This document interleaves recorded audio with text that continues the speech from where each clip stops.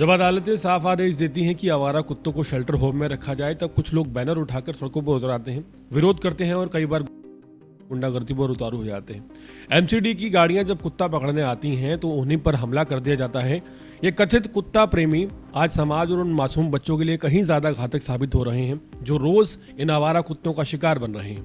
किराड़ी की रहने वाली महज 12 साल की एक बच्ची जब स्कूल जा रही थी, तभी आवारा कुत्तों के झुंड ने उसे घेर लिया। कुत्तों ने बच्ची पर बुरी तरह झपट्टा मारा। गनीमत रही कि उसने हिम्मत दिखाकर खुद को संभाल लिया, लेकिन डर और घबराहट में वो गिर पड़ी। गिरने से उसका हाथ टूट गया। यह घटना सिर्फ एक हादसा नहीं, बल्कि सिस्टम की लापरवाही और झूठे संवेदनशीलता के शोर में दबी हुई मासूम बच्चों की वो आवाज है जो कि कड़वी सच्चाई है। दिल्ली के किराड़ी में चौथी कक्षा की एक छात्रा काव्या जब स्कूल से घर आ रही थी, जैसे ही वो मोड़ पर पहुंची, अचानक कई आवारा कुत्ते उस पर झपट पड़े।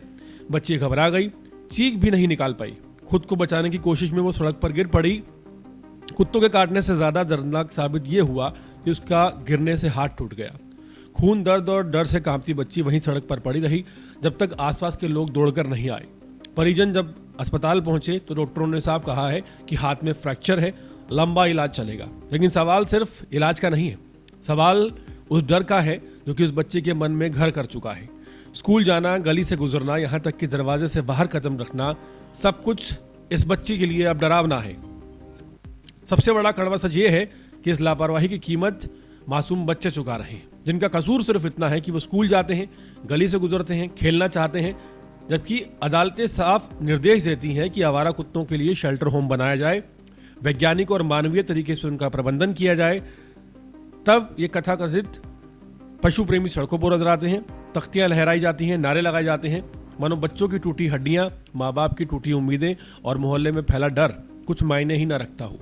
आज जरूरत है इस बात की कि तथाकथित कुत्ता प्रेमी अपने नारों और बैनरों से बाहर निकलकर जरा इस हकीकत को देखें।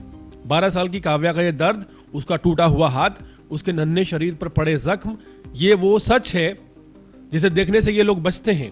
अगर सच में थोड़ी सी भी इंसानियत बाकी है तो उन्हें इन चीखों को सुनना चाहिए जो हर कुत्ते के हमले के बाद किसी बच्चे के दिल से निकलती है। कुत्तों के नाम पर संवेदनशीलता दिखाने वाले ये लोग कभी उस बच्ची के डर के बारे में बात नहीं करते जो अब स्कूल जाने से कांपती है। ये नहीं बताते कि उस परिवार का क्या कसूर था जिसका बच्चा सिर्फ पढ़ने के लिए घर से निकला था। और सवाल पशुओं पर दया का नहीं है, सवाल प्राथमिकता का है। जानवरों के प्रति करुणा जरूरी है, लेकिन इंसान की जान की कीमत पर नहीं। कोर्ट ने साफ कहा है, दफ्तरों, स्कूलों, पार्कों के आसपास से आवारा कुत्तों को हटाया जाए और उन्हें शेल्टर होम में रखा जाए।